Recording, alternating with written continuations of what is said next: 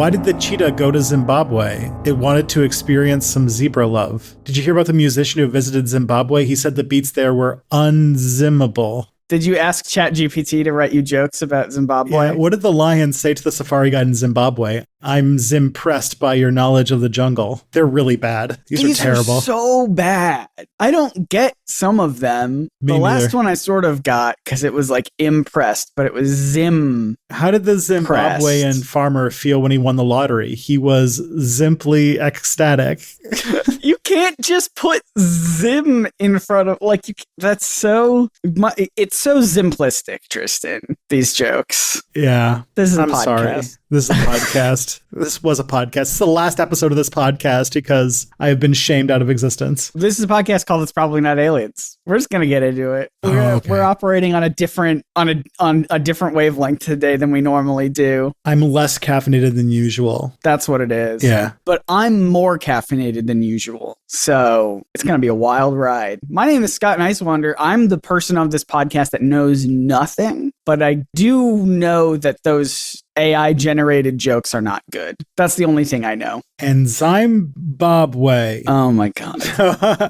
I am Tristan Johnson, and I'm the one who knows the eldritch secrets that drive people wild. And this podcast, we talk about ancient astronaut, ancient aliens, UFOs, pseudo-history, pseudo-archaeology, the stuff the History Channel tries to tell you is real. Yeah. And today we are taking a little break from the Ancient Aliens TV show because about a month ago, we got a listener on the YouTube channel by the name of Kela Mulenga, who is a listener from Zambia. Shout out to all the Zambian It's Probably Not Aliens heads out there. Woo! And asked about this topic. And then when I looked it up, this topic is actually like one of the reasonably large UFO sighting type, close encounter type situations. And I was like, oh, okay, let's do it. Let's take a look. Right. What do you call people who are like really obsessive over Zimbabwe and love it and would do anything for it? They're called zimps. They zimp for Zimbabwe. They're zimping for Zimbabwe. Yeah. Oof. No, we need like a sad trombone sound there. All right. Like, oh, yeah, it's more of that. Oh, I literally have labeled that sad trombone, so good job. Sad trombone is good. Is a useful one for those types of humor. But yeah, today we're talking about an event that happened in September of 1994 in a primary school in Ruwa, Zimbabwe. Hence all of these Zimbabwe jokes. Jokes could be in quotes, I think. Heavy air quotes around jokes. Attempts at Zimbabwe jokes. 1994, I was 2 years old. Baby Scott. When this happened. So you can't blame me for anything. Just as much beard. Well, maybe a little less beard. Just a touch less.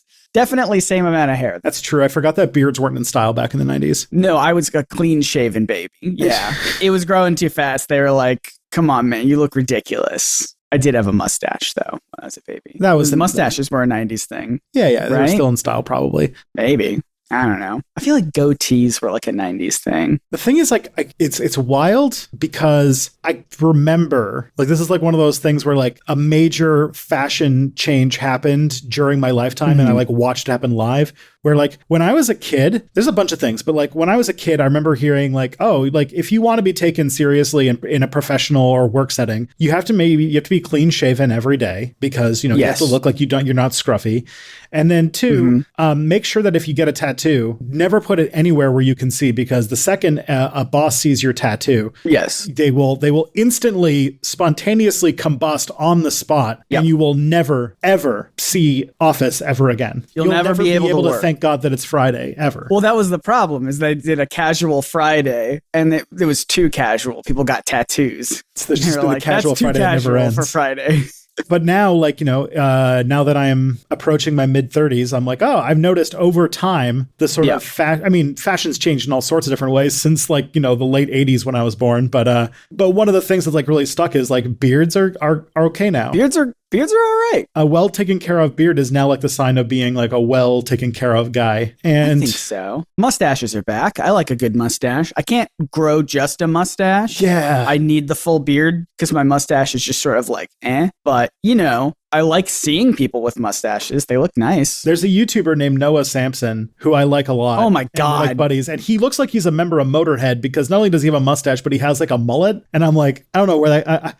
By the way, if Noah Sampson ever listens to this podcast, please come on the show. You're great. And I think that your content is very funny. I'm like, whoa, what decade did this guy come out of? I am also vaguely acquainted with Noah Sampson.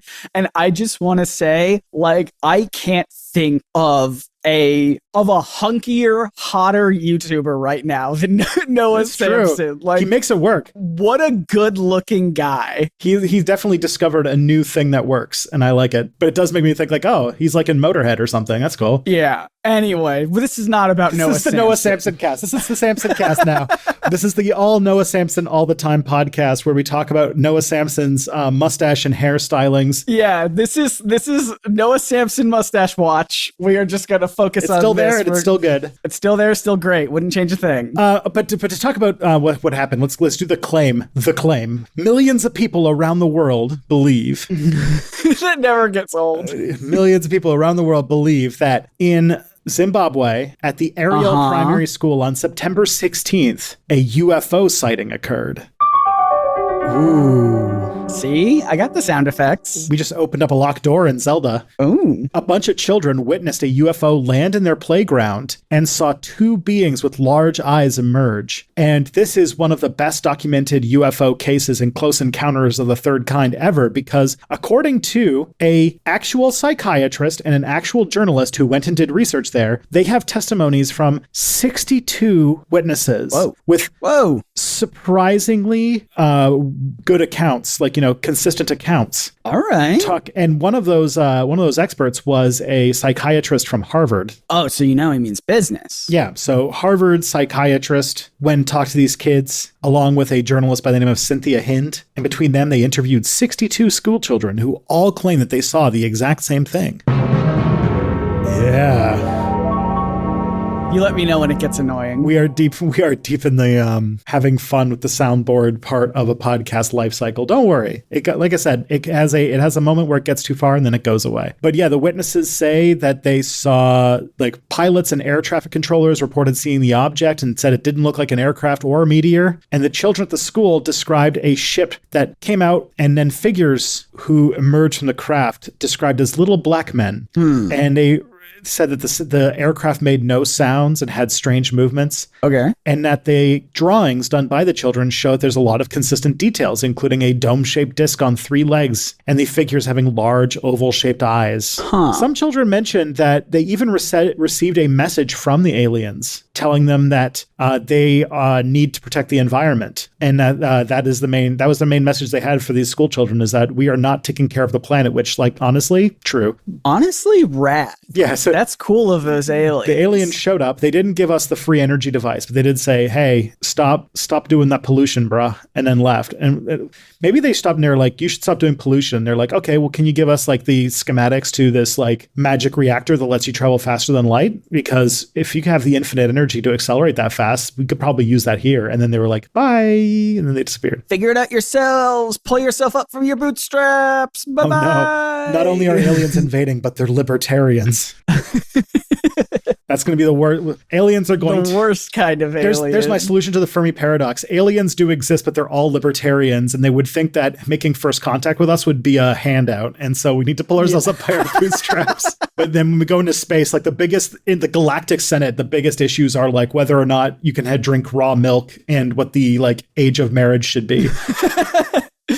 Isn't that kind of what it is in Star Trek, though? Aliens aren't allowed to contact people until they build faster than light travel or something like that? Yes, it's called the Prime Directive. It's violated constantly, but the idea is that you're not supposed to intervene with the natural development of a civilization. Yeah. But that's more until they build cool stuff, and then you're like, all right. Well, until they develop the technology where basically contact with other aliens is inevitable, right? That's not the time to make themselves. It makes sense. It's got some issues. It's weird. It's Star Trek. Star Trek has over 700 episodes and has been written by, like, hundreds of different writers. So obviously the Prime Directive goes a lot of different places. We've already established that I am far too deep in the Star Trek, in the I can't get into it. Yeah. So tell me more about this event. Yeah, so what makes this event a really big deal is that it has a lot of consistency. The eyewitness accounts talk about it, and there's just like a lot of acknowledgement. Like one article that sort of brought this back talked about how, well, now that the U.S. government is,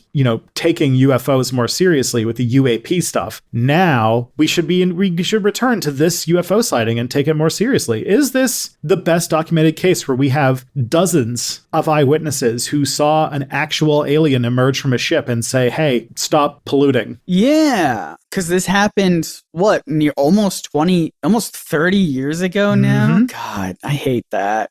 And yeah, it feels like just based on 62 eyewitnesses who, as far as I know, have all told relatively the same story of events. You say you hate that. I hate it more than I remember. I have memories from 1994. So yeah, that's true. Yeah, it sounds like a really big event to not investigate. I say absolutely. I want to know more about it. Yeah, investigate it. So let's get the basic facts of what happened. September 16th, 1994, 62 children at the Ariel school in Ruwa, Zimbabwe, claimed to witness a craft land and encounter a being who communicated telepathically about the need to care for the planet. It was widely documented by news organizations, including the national broadcaster ZBC, or ZBC for you Americans. Thank you. Basically like the Zimbabwe answer to like the BBC or the CBC or ABC, depending upon which Commonwealth country you're in, because the unfortunate thing that is Zimbabwe used to be a British colony called Rhodesia, and that's all I'm going to say about that. All right. I'm sure there's nothing more to look into. Yeah. And again, it was investigated by John Mack, who was the head of psychiatry at Harvard Medical School. And did say that the children's counts were legitimate. This seems like a pretty open and shut case. This is aliens. That's awesome. Dr. John Mack said that it was legit. So that's pretty cool. And then we can trust because he has doctor in front of his name. Yeah. So let's that's it. Episode over. Yep. We found him. We did it. We got it. This is the last episode. As I said, it's aliens. This time it probably is aliens. This time it's aliens. But just for the sake of completeness, let's do a little bit of investigation about how all this stuff went down. Just to be fair and balanced, just to present both sides. As you and I are known to do, we love giving equal priority and equal balance to all sides of an argument and equal attention to every angle. Exactly. Because that's what's fair. So let's do that. So the first thing that comes to mind as a possible place where you might be able to criticize what happened is that this story, this remarkably consistent story, evolved from various different stories that sort of coalesced around a single narrative, because a lot of these interviews took place weeks or even months after the event happened. But the initial accounts were less sensational, and the children's drawings of the spacecraft did vary by quite a bit. But as time moved on, stories changed. The beings became more like aliens, and the UFO narrative started to take hold, and the UFOs all started to look a lot more similar the more time passed since the interviews. Okay. Which is a sign that maybe this is not as objectively... People are talking. Yeah, people are talking. They're sort of comparing notes, and they're sort of being like, did you see this part? And it's like, maybe I did see that. And everything's sort of like forming into what...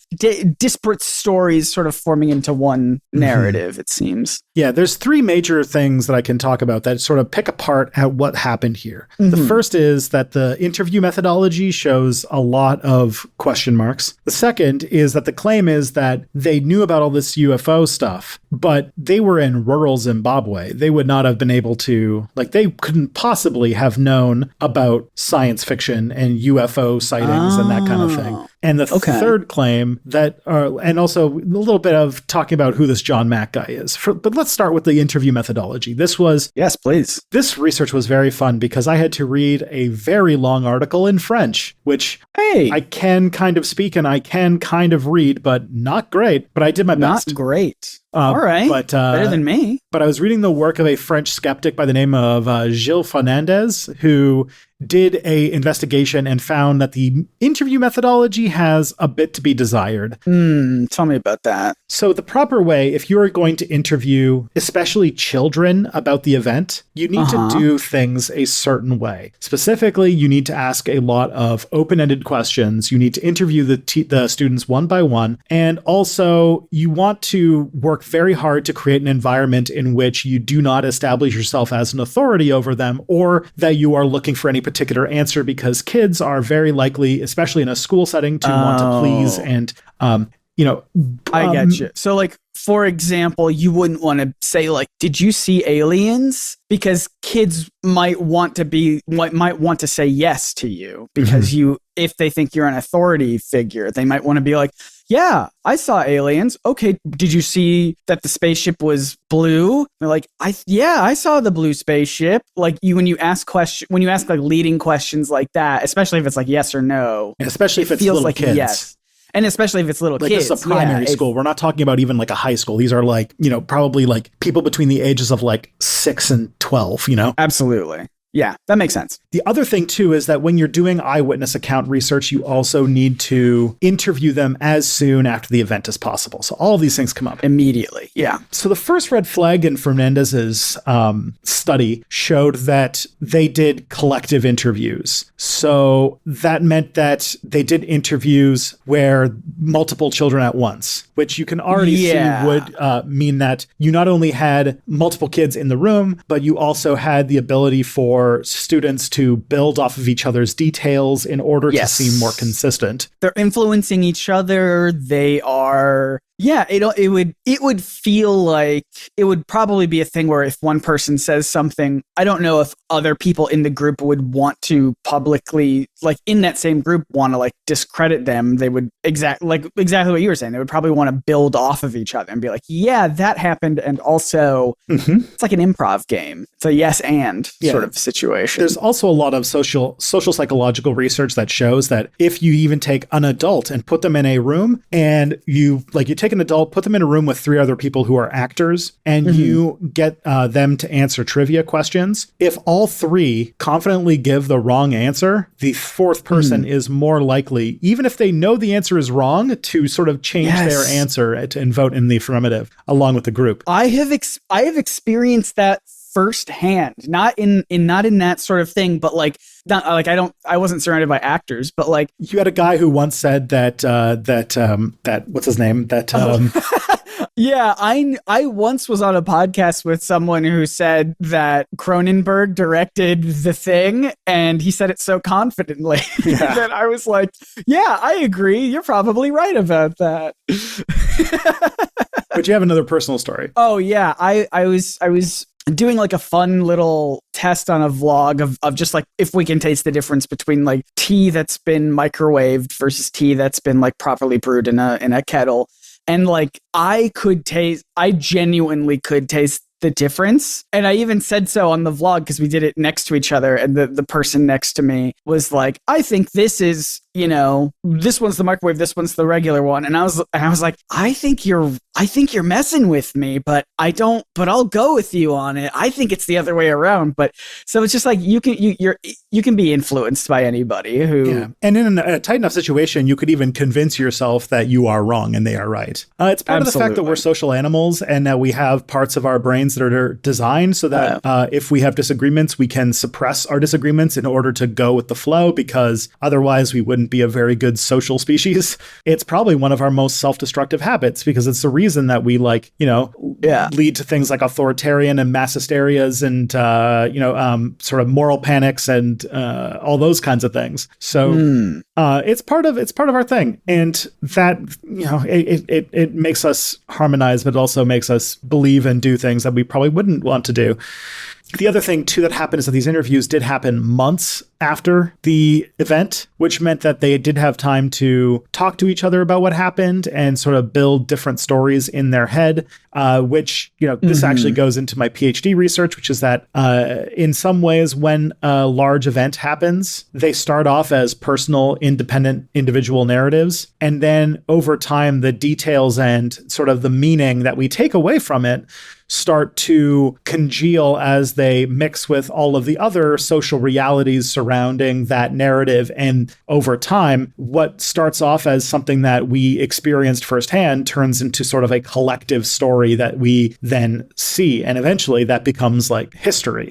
I was doing this about how we remember 9/11 and how we could see 9/11 turn from that thing we are experiencing in real time to historical event that's more about meaning and all that kind of thing. But in this case, it is even a few months can begin to coalesce even in your own head. Sure. This is not them like making up a story. This is them remembering details differently because, it being talked about in school and all that kind of thing.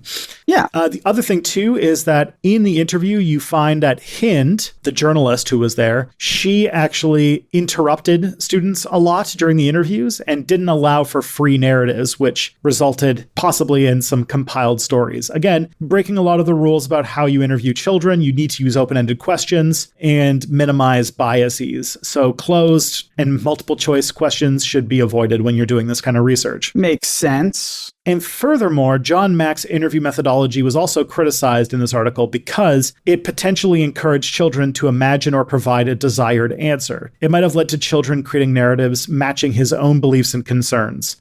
Specifically, he did drawing sessions about what they saw, and many times these were done in the context that seemed like they were not an interview, but they were some sort of school exercise or a game, which in that kind of context means that children might be drawn to imagine things or try to give an answer that the teacher wants if he's establishing himself in sort of this teacher-student relationship. Okay. Even if it's not an intentional thing, putting them in that context, I believe the term in psychology is you are priming them to think and act a certain way. Right. Yeah. Furthermore, if you look at the interviews, while they're there are 60 some students who did claim that they saw lights or that they were, they saw things from the distance. Only a really small group of children actually claim that they saw the close encounter and that they actually saw the aliens themselves. Okay. And some of the witnesses have actually admitted in the years since that they lied about the event and what they saw. Like they just admitted it later on? Mm-hmm. Maybe the government got to them. Maybe the government got to them and told them, just say that you were lying. You ever think about that? Yeah, the Men in Black showed up with their little flashy gun thing. Mm-hmm. And the other thing, too, that is interesting to point out is that while 60-some children did see this event, no teachers did. In fact, there's no adult testimonies to this at all. It is all children witnesses. You think it's like a Polar Express sort of a thing where you just have to believe? There are actually some explanations that I've seen that might think that this was some sort of prank, that they were all going to say they saw a UFO, and that's why like part of it, and then it kind of got out of hand. Because they didn't want to take a test that day? Or something like that, yeah. I really would love to do algebra, Miss Jones, but did you see the UFO? I'm sorry, I have to take an alien day. We all saw it. Yeah, everyone saw it, right, gang? Right, everyone? Yeah. I saw the aliens and they said, we don't want to do a spelling test today. They said, take care of the planet and don't worry about grammar. Save paper by not doing a test. Yeah, exactly. The other claim that that shows that there's a lot of issues in the methodology used, and that under academic scrutiny, this sort of thing would not pass ethics and would not be suitable for being accurate and verifiable information, given that not only is it bad interviewing techniques, but it's especially bad when you are interviewing children, and children, like I said, have to have special considerations when you're gathering information from them. Mm-hmm. The other claim is that these kids had all of this, like they saw flying saucers, they saw aliens, even though in rural Zimbabwe, there is no way that they could have had exposure to sort of the science fiction and UFO stuff that would have primed them to believe that something like swamp gas reflecting off of Venus or something like that could be an alien. This one, I already don't believe in this claim. Yeah. Because culture, like any sort of like sci-fi culture, really just any sort of like pop culture stuff spreads all over the world, especially when you have people traveling there. And especially during, I don't know if this plays into it at all, but like literally, I mean, because this was during the 90s, but like I'm sure even before then, like any UFO stuff was around in like America in like what, the 50s, 60s or something. Mm-hmm. It had decades to spread. I mean, on my YouTube channel, I made a video ages ago about how comic book heroes made their way to different parts of the world, and specifically Africa, because of stuff like any sorts of wars where people would bring comic books with them and they'd be stationed there, and you know, local people would interact with anyone who was stationed there and they would talk about comic books and stuff like that. So like this sort of stuff spreads all over the place in so many different ways. It is so wild to me that someone could just make the claim that they didn't have UFO culture like almost 50 years after, you know, UFOs were like even started becoming a thing. To even further complicate that, this school at the time was primarily white students. It is not the case today. It is primarily black students today. But the thing is, like, you're talking about, like, Zimbabwe has a complicated colonial history, and specifically about the kind of stuff you're talking about cultural exchange and wars. Zimbabwe clawed its freedom from European colonists in one of the most brutal wars of independence in history. And the government of the colonial government of Rhodesia, which was the name of the colonial name for the colony, or for Zimbabwe, was inundated with mercenaries because it was brought up. I actually, this is me delving into research I did for some videos on Step Back, but like the war, the Rhodesian government trying to find fighters to fight against these people who are trying to get away from colonization involved them hiring a lot of mercenaries, and a lot of mercenaries who joined the call to join such a war were people who were primarily invested in white supremacist and like white power type groups. We're getting very off topic here, but like this is not a reason. Not as off topic as you'd think. A lot of you know, because we've talked before that like a lot of ancient, a lot of like alien belief sometimes stems from white supremacy of like, oh, the pale aliens with their blue eyes and the things Palians, like that. But basically, like this is the reason why like white supremacists today, some of the like flags that they might use as part of their symbology will be the the apartheid flag of South Africa, which borders Zimbabwe, and the Rhodesian flag. I don't want to get into any names of like, but there have been like mass shooters in the US who did like racist violence who had like the flag of Rhodesia on things. So, but does mean that there is a crossover of like American mercenaries dropping into Zimbabwe and interacting with the population there, including like possibly the parents of these kids. But that's not even that. Like that is also to imply that like Zimbabwe, when it isn't at war, is somehow disconnected. Yeah, like isolated from the rest of the world. Yeah, and it sort of builds into this, I think, fairly racist narrative that Africa, especially sub-Saharan Africa, and especially like this sort of like southern these like countries like the Democratic Republic of Congo and such, but Zimbabwe is like these countries that are like barely out of like, that are sometimes like technologically like very backwards, and that they're very isolated, when they are you know, they are countries that do have like, they are economically developing countries, but they do have TV, they do have movies, they are aware of things that are going on in the world. Furthermore, so in this thing, the children definitely were likely, because of the line of questioning they received, seemed to think that UFOs were part of what the interviewers were looking for. Do you think their favorite alien show in Zimbabwe is Invader Zim? Ooh, you're actually not as far off as you'd think. Oh, really? I'll get into it in a second. But first of all, one of the things that I think I've been sitting on for far too long here is that this all happened within days of a UFO fever reaching across Zimbabwe. So what happened was the Cosmos 2290 satellite was being launched into orbit, and the Zenit 2 rocket that launched it off, the Zenit 2 is like a sort of Russian rocket.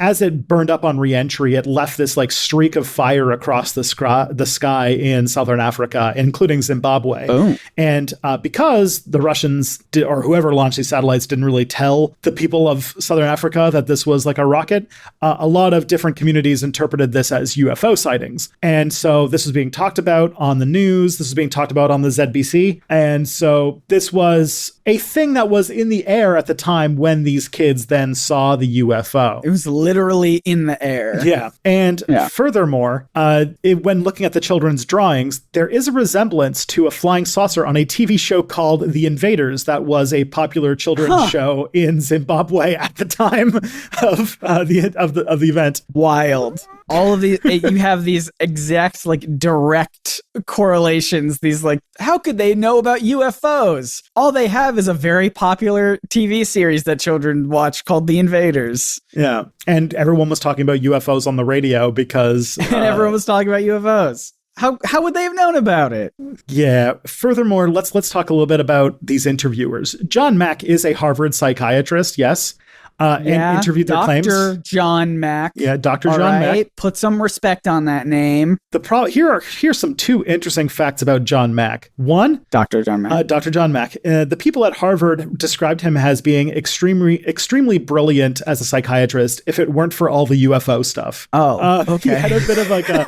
He was a brilliant psychiatrist who also had a kind of obsession with UFO stories. All right. Furthermore, he was also really into environmental activism. All right, that's cool. Now, do you remember what the aliens told the children? The aliens said, forget about your homework, take care of the planet. Yep. Do better. Stop cutting down trees to do math tests on. Mm-hmm. Exactly. And he said that to children. And he said it to children because it is each of our own personal responsibility to make the planet better. And it's not at the hands of big corporations who do most of the polluting on the planet. It's these 62 children. They got to do better. Precisely. I also want to mention a little bit about Cynthia Hind, the person who the journalist who interviewed the children as well. Yeah. She has an interesting bibliography. She's written 2 books that you can currently buy on Amazon. One is called UFOs Over Africa, and the other one is called UFOs African Encounters. All right. Cynthia Hind is a ufologist and a UFO writer specifically. Okay. Hey. And so she wasn't there looking for a objective answer. She was looking for stuff to write about in regards to UFOs. She had an angle ready to go. Exactly. And so like that all of those draw a lot of questions about a lot of the assumptions made about how you if you think about it, those pieces coming together does result in the possibility that 63 kids might have a pretty legit, consistent story about seeing the same thing. Also, and we've talked about this on this podcast multiple times, but it also speaks to the wonkiness of human memory. I think I've told you that that human memory is plastic and is very subject to changes, to the point where the witnesses probably weren't lying, but memories can be influenced by external factors. One of the most famous and dramatic would be the Satanic Panic that happened in the US in the 1980s, in which there are people who did prison time for child abuse that never happened because it was surfaced through repressed memory regression, hypnosis, and stuff like that. I mean, and we've talked about it before a lot on this show, like with the Hills, even going through like hypnosis treatments to try and get memories out, and how some of the alien encounters that they remember or think that they remembered could have been memories from Barney Hill's time in war, and just that all of that traumatic experience being brought back up. And yeah, memory is a weird, wonky thing in humans. People like to think that memories act as like filing cabinets where you have a memory and you file it away until you need it again. But it's always constantly being worked on like Play-Doh or something. Unless you're my mom, who just remembers everything perfectly. But she's a freak of nature that way. Yeah. The other thing that's also mentioned, and this is sort of one of the more mainstream explanations as to what happened, and that this is an incident of something called mass hysteria, which has some sort sort of gendered connotations, the term hysteria. So the more common term used today is mass psychogenic illness, or an MPI. Oh, but basically, this is a phenomenon that is hard to study in social psychology or psychology in general. And so it's not a super well understood phenomenon, but it's definitely something that is real. And it's this sort of spontaneous and quick spread of either false or exaggerated beliefs, or some sort of like either beliefs or illness. Like sometimes people actually have experienced physical illness or physical symptoms from like beliefs. Like if there's like if there's like a mass like psychogenic illness of like believing that there's like a poison in the school, then people might actually start showing symptoms of poisoning because they just believe so hard in these things existing. Sure. There's a lot of famous examples of this. Some of the ones that stuck out to me is in 1979, 48 students had one of these instances happen. And according to it, some cried, shivered, and started eating grass and empty glasses. Others stared into empty space with open eyes while performing a Tai Chi type of dance movement called the Kuda Kapang, an ancient Malay wedding dance. Some were restrained from their violent fits by teachers. And this happened to 48 students. This is in Malaysia, but this happens at a lot of places. It's apparently much more prevalent in students and in schools, and prevalent primarily among young girls for some reason. And furthermore, there is an special phenomenon of this happening in African schools, which might speak to different ways the schools function, or different sort of cultural factors or things like that. Yeah. Another famous example is in 1965 in the UK. 85 girls passed out in 2 hours from one of these events. In another place, 40 students were treated with nausea and dizziness, and 4 of them fainted. Both of them were psychogenic mass psychogenic illnesses. And a famous example that you might recall is in the Middle Ages, there were these things called dancing plagues. Okay, so I think I've heard of these, but I don't really explain this to me. They were incidents of mass, like almost as if a compulsive dancing was somehow contagious. And there were like multiple incidents of this in medieval Europe. And we don't exactly know like why that might have happened, but it seems like this could have been an explanation as some sort of mix of psychological and cultural factors that could have. Is it possible people in the Middle Ages were listening to Lizzo? Because when I listen to Lizzo, I cannot help but get up and dance. Damn, Lizzo's powerful. Maybe she's a time traveler. That could answer some things. Yeah. The problem with MPIs specifically is that they're hard to study. You can't exactly recreate them in experimental situations. So all you can ever really do is pick apart ones that happened in the past. So basically you're doing like historical research rather than like psychological research, which is, about isolating variables and, finding answers that way. Seeing if Lizzo was around. Exactly. Yeah. Did you see this? Did you see this woman? It's just like maybe we need like I know that there's like some conspiracy theories of like actual time travelers by finding old photos of people who look similar. They should just have one of those, but it's just Lizzo in like various parts of history, setting off. Have you seen dancing. This woman? You couldn't have missed her. She is 100% that bitch. Dude, Reginald, I hope this letter finds you well. It has been 3 days since that bitch arrived in town. She referred to something called a DNA test. We do not know what sort of witchcraft this might be. But yeah, but one of the theories that is kind of mainstream, like it's at least one of the better theories as to why this is the case, but of course can't be verified, is that it is using something called the mirror neurons. And this sort of is an interesting part of the human brain as well, which is that we are, as social species, hardwired to experience empathy with other people. This is why this is probably like, if there are species that don't have these, they would not find any entertainment in like television or movies, because the reason that we can enjoy some of these things is because we feel what other people feel. It's like our sort of, it's like the hard wiring of human empathy with other people. Yeah. So there's some thought that neurologically, now keep in mind, we are delving into some areas where we're dealing with neuropsychology and psychology that is very like only loosely understood and we don't have great grasps on. But the theory is that these mirror neuron events would then suggest that MPIs are sort of like an inverse effect of what we see in people who are experiencing autism. Okay. People who and keep in mind this might I would suggest But like a lot of things about because autism is a very wide spanning disorder that people can experience in a lot of very different ways. But one of the things just watch The Good Doctor. It handles it perfectly. Not even as a joke. Perfectly. God damn. But like autism spectrum disorder, one of the effects on it can neurologically might be that the mirror neurons don't exactly work right.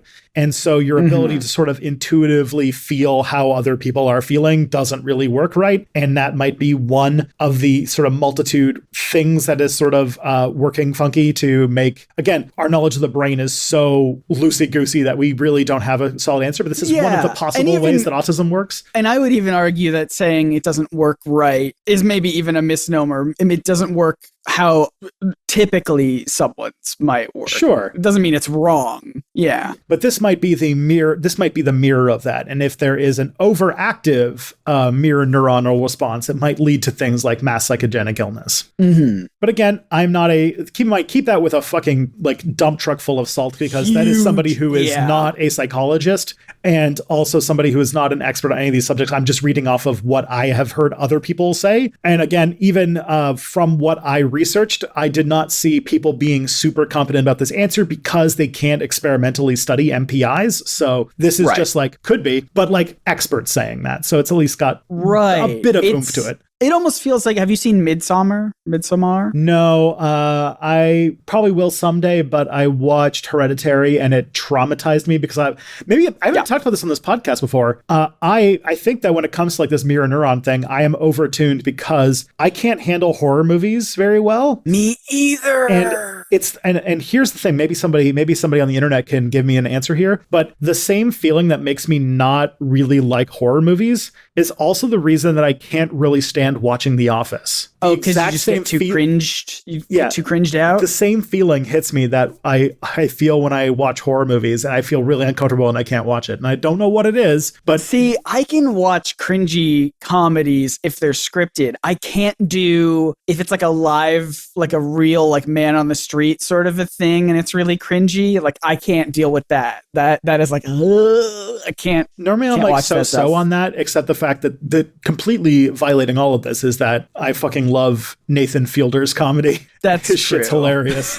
Nathan For You is possibly one of my favorite shows, and The Rehearsal is one of the greatest seasons of television ever made. It's very good. I was going to say about Midsommar, though, is that it has a lot of like when someone is feeling really big feelings, everyone in the town sort of emulates their feelings in a way. So like if someone is like sobbing, everyone around them like emulates that sobbing and like a big crowd. So like it almost feels like it's like a weird sort of, it feels in that sort of vein of like over empathetic, like in a weird way. That movie's weird, man. I don't know what to tell you. I'm also reading a book. Actually, I'm rereading this book because I think I've reread this book like a dozen times, but it's one of my favorite novels, and it's called Parable of the Sower. And the main character in the book also has sort of overactive empathy, but it's almost like a psychic power. But when she like hurts other people, she like experiences that pain herself. Oh, wow. Which is, it doesn't help you very much when you live in a post-apocalyptic hellscape. No, not very much. But yeah, so in summation, Zimbabwe is a land of contrasts. No, these kids are liars. These kids are liars. These kids were led along and possibly exploited by people who were looking for an excuse to tell a UFO story, and exploited cultural misunderstandings about Zimbabweans, and also leaned on people's accreditation to use lazy research in order to essentially force their narrative through. And because ufologists don't super care about having that rigorousness in their research, this is still touted very often as proof positive that this was a close encounter of the third kind. All right. But if you like to have a close encounter of the third kind with the two of us, you can go to @PropsNotAliens on Twitter. That's true. You can do that. We post stuff there maybe occasionally, sometimes. We like hearing from you. We like hearing feedback from you. It's very helpful. But if I didn't care about this Scott fellow and I just wanted to hear more about Tristan and what he's up to and what he does in maybe like a video medium, where could I do that? Well, that would not be recommended overall. But if you really do want that, you can go to Step Back at stepbackhistory.com, where you can see, this is coming out on June 6th, right? I think so. So then you can watch my latest video, unless I'm in a lot of trouble right now, about China. It basically is going to be this absurdly long video about everything that has to do with China without playing into either side of this new growing Cold War. You're going to both sides China. Yeah, and it's Scott, if I wanted to hop on a story about YouTube plagiarism a few weeks after it had hit peak Twitter. Hopefully I have other videos out by then. I'm working on one about Sorry, what that was happened really mean. I should just rephrase that. No, I'm working on a video about what happened to Scooby-Doo fruit snack gummies. Okay. Think about that one. TikTok is obsessed about the opaque blue Scooby-Doo gummy that no longer exists. Oh, I think I remember those. Yeah, I'm also working on a video about the writers' strike and how it affected, because I always have to relate things to comic books and things, how the writers' strike affected comic book movies. Mm-hmm. Spoilers, in the last writers' strike in 2007, spoilers, we got the worst, arguably universally the worst comic book movie, maybe the worst, at the very least, the worst X-Men movie that came out. Oh, not the Daredevil with what's his name? No, that was before then. That one was just bad. But we got X-Men Origins Wolverine because of the last writer's strike. So I remember when they made the mutant Deadpool in that one. Yeah. Yeah. Had no mouth. You want to think about that for a second. You have the wisecracking Wade Wilson Deadpool. And because they had a writer's strike, they literally were like, well, we can't write any jokes for him because we don't have writers. So we're going to sew his mouth shut. So think about that. Yeah. Maybe writers are important. That's my YouTube channel, Nerdsync, Nerdsync. Go check it out. You can support this podcast if you want to by listening to episodes a week early over at nebula.tv/probablynotaliens. And you can also support the show in free ways, like writing reviews and listening to it on the freeway. That's a free way to support the podcast, if you think about it. Yeah, we apologize for the pun levels in this episode. It's good stuff. Let me pull it up. No.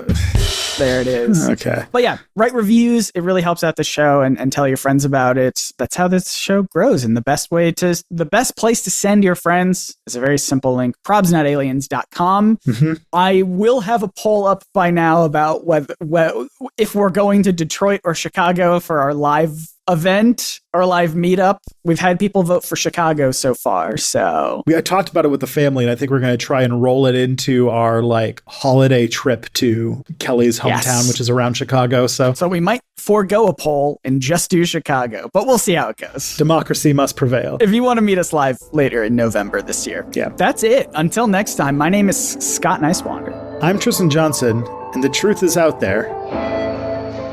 Problambwe.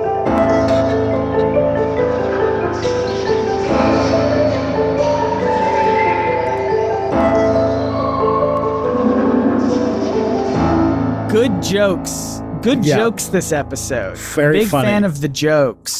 This is the episode we get officially canceled for my bad jokes in your soundboard. Probably.